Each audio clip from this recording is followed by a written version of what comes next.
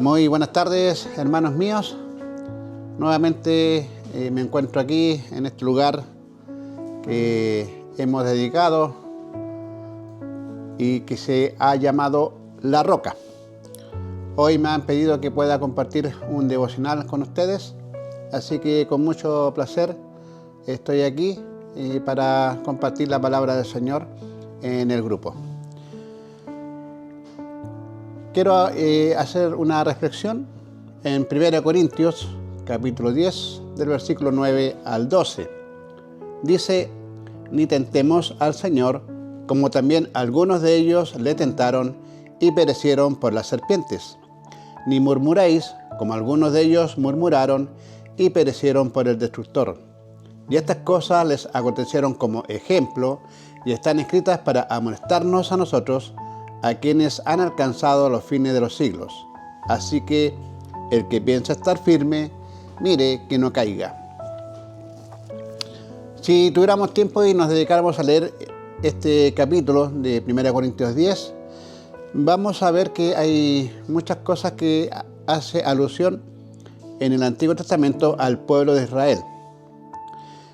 Y de las cosas que se van nombrando ahí, dice que están escritas para amonestarnos a nosotros, que nos sirvan de ejemplo, para que estemos firmes y no caigamos. Es decir, tenemos que ver qué fue lo bueno que hicieron en aquel tiempo, qué fue lo malo, para que podamos copiar, imitar lo bueno y no hacer lo malo, obviamente entristeciendo a nuestro Dios.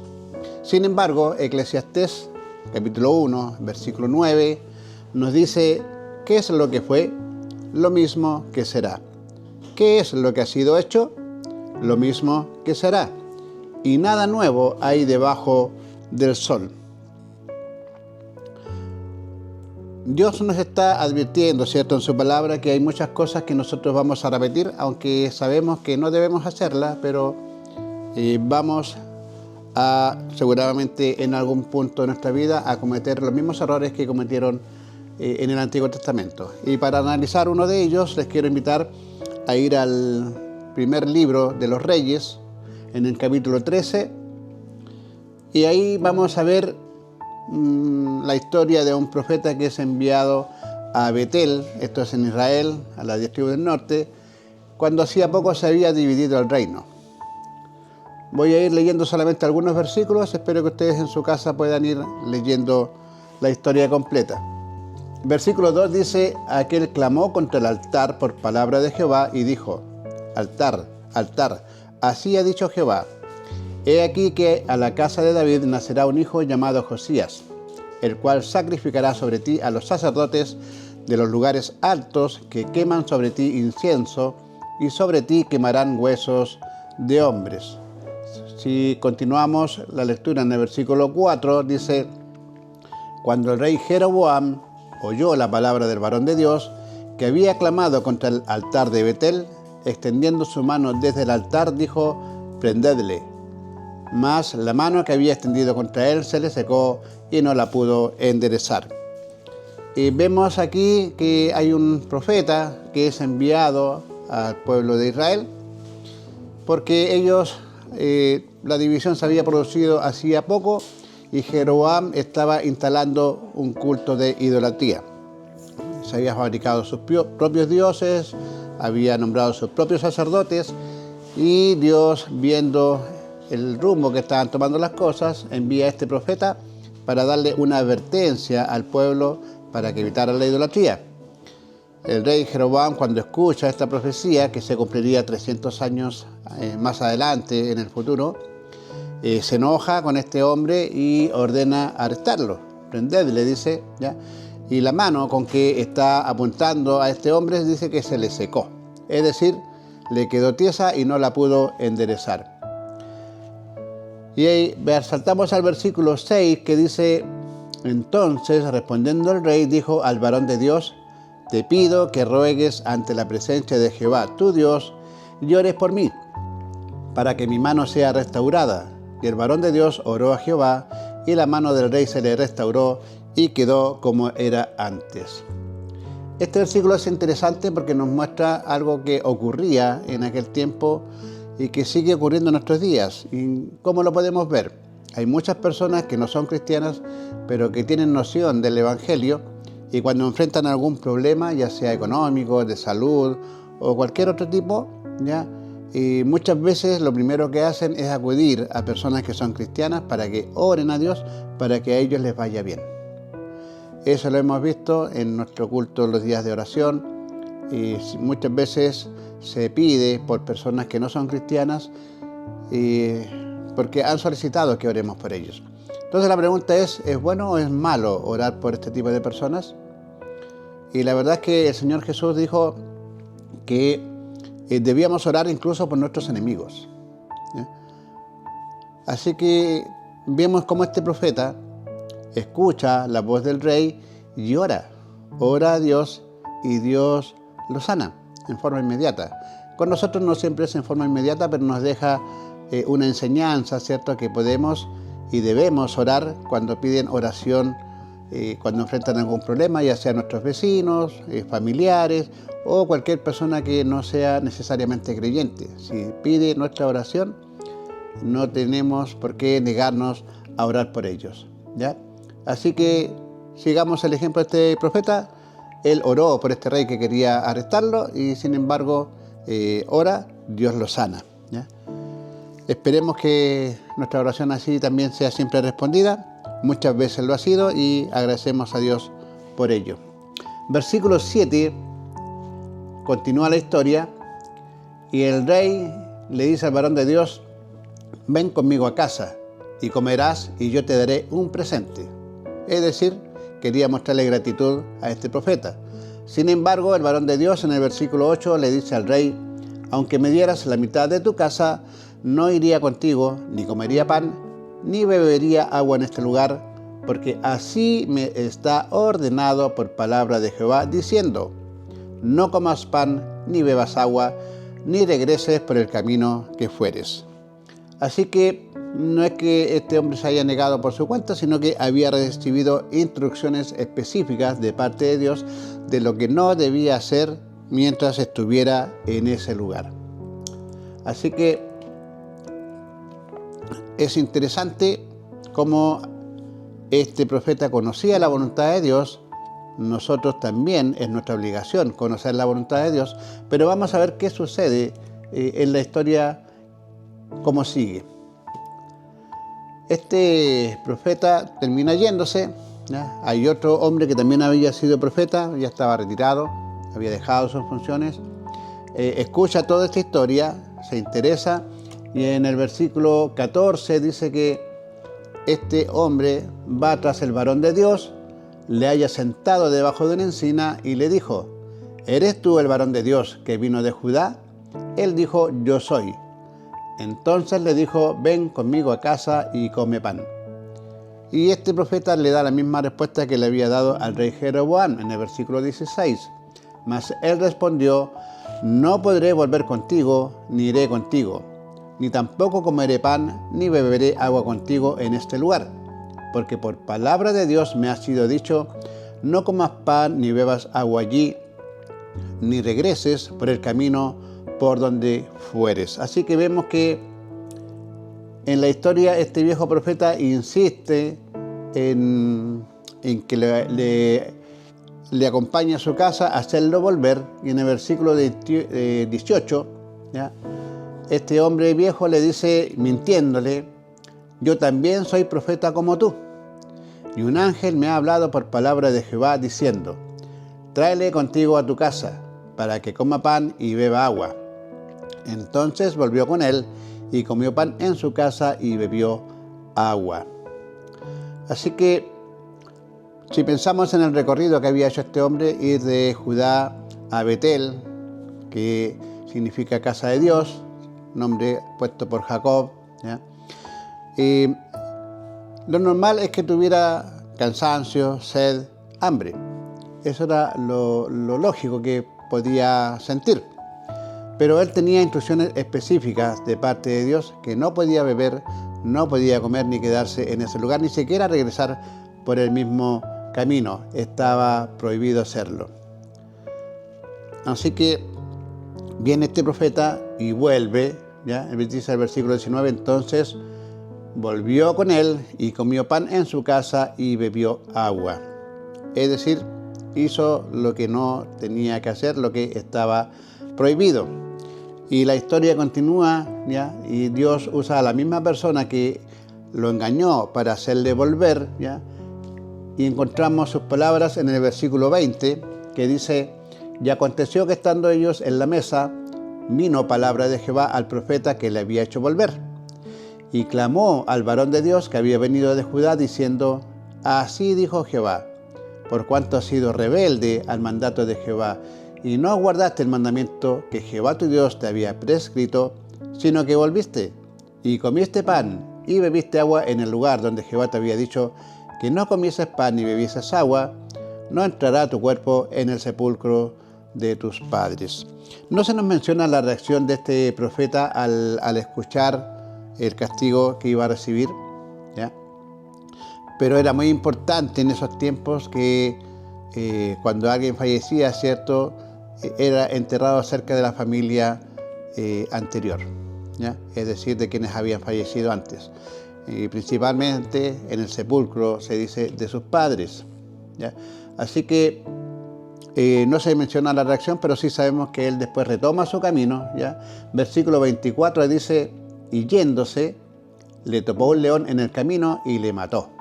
Y su cuerpo estaba echado en el camino, y el asno junto a él, y el león también junto al cuerpo. Y he aquí unos que pasaban y vieron el cuerpo que estaba echado en el camino, y el león que estaba junto al cuerpo, y vinieron y lo dijeron en la ciudad donde el viejo profeta habitaba. Oyéndole el profeta que le había hecho volver del camino, dijo, el varón de Dios es, que fue rebelde al mandato de Jehová. Por tanto, Jehová le ha entregado al león, que le ha quebrantado y matado, conforme a la palabra de Jehová que él le dijo.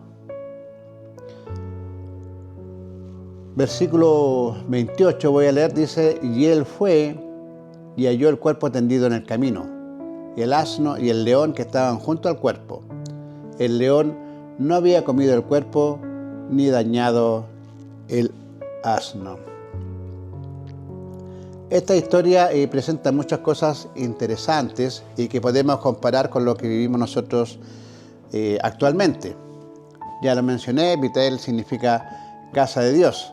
Y en ese lugar ocurrieron hechos muy importantes en la historia del pueblo de Dios. Yo tengo aquí anotadas algunas, ¿ya? Y básicamente significa casa de Dios, un lugar donde Dios se manifiesta y donde la conexión entre lo divino, lo celestial y lo terrenal se hace palpable, se hace visible. Con el tiempo, Betel fue un lugar de religiosidad. Fue un centro religioso muy importante para la nación de Israel. E incluso se nos narra que el profeta Samuel iba y juzgaba allí en Betel al pueblo de Israel, ¿ya? Pero también es una contradicción que siendo un lugar llamado casa de Dios, la gente se haya dedicado a la idolatría, ¿ya? Ellos practicaban el culto al becerro de oro. En Oseas, ¿ya?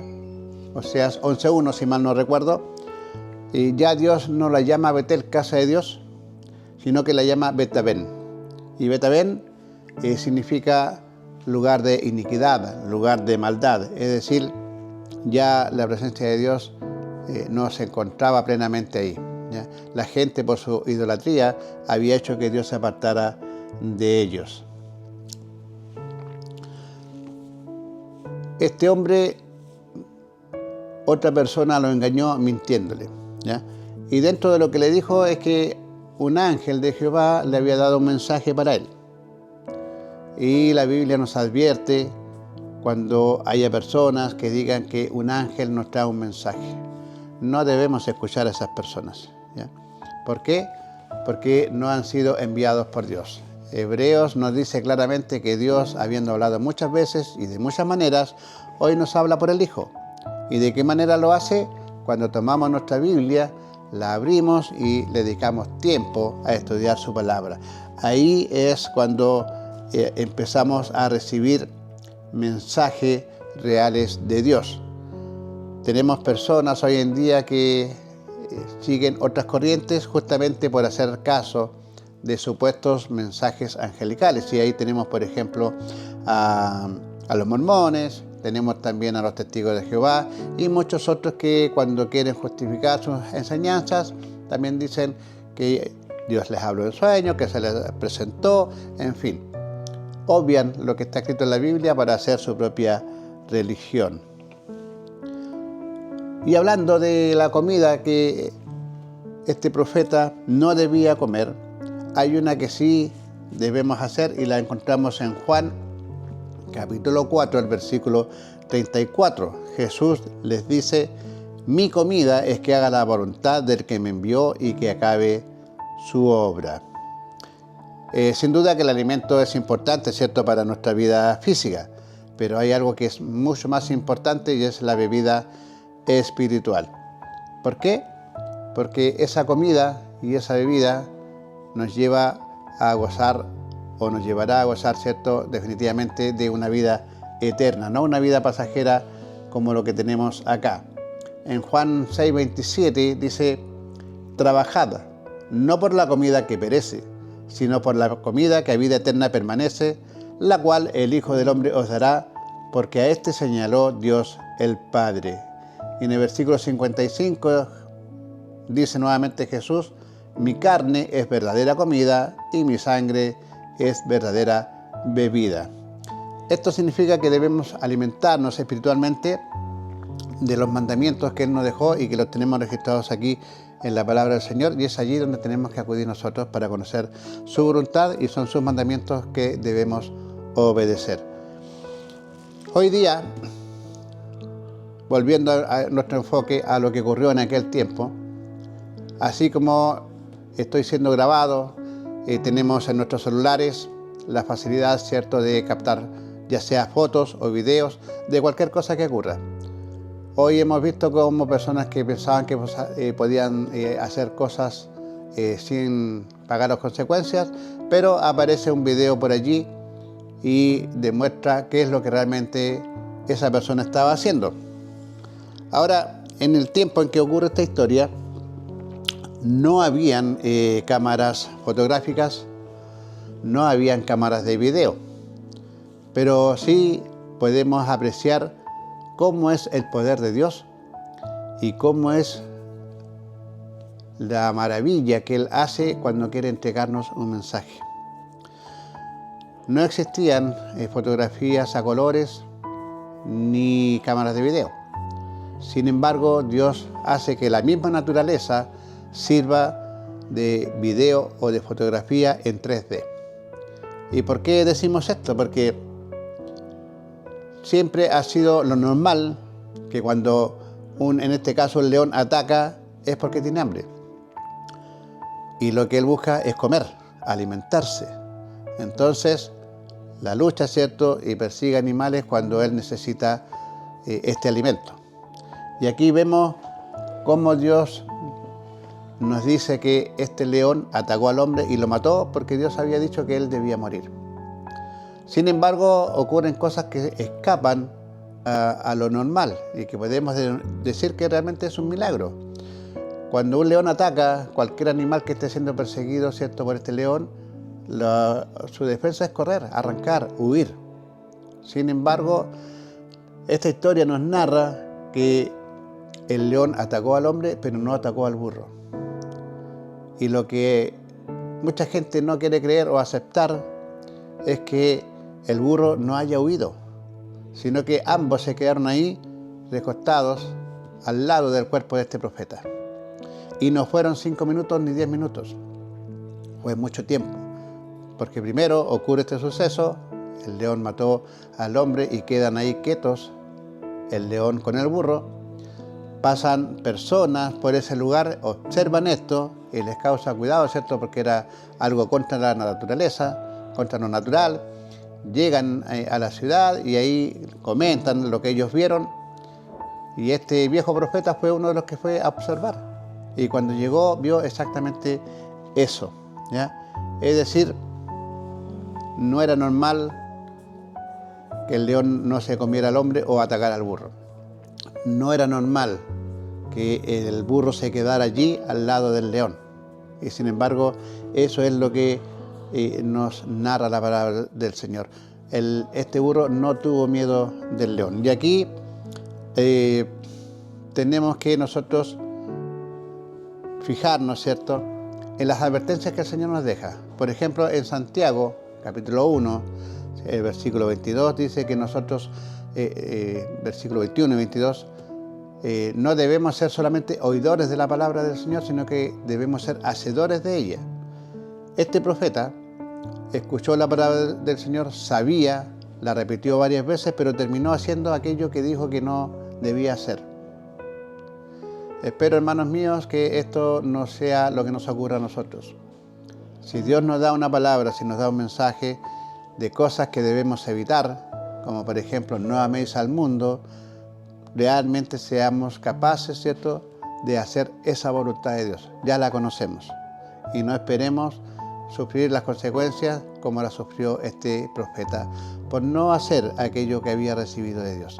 Así que con este mensaje me despido nuevamente en este lugar denominado, ¿cierto?, La Roca, donde hacemos este tipo de devocionales. Así que agradezco poder haber compartido esta palabra con ustedes, y también rogamos, ¿cierto?, que más hermanos puedan venir a compartir la palabra del Señor con nuestra congregación. Dios les bendiga, bendiciones y gracias por escuchar.